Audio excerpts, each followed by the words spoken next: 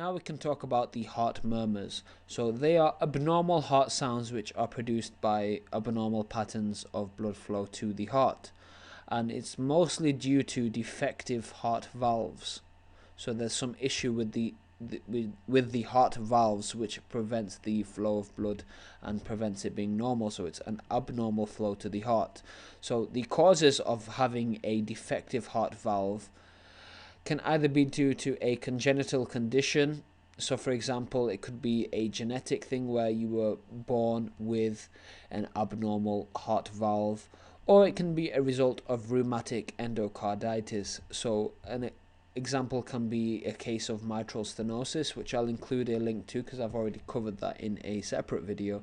But just to summarize it, there's a lot of calcium deposits on these heart valves which prevents them from opening and closing properly.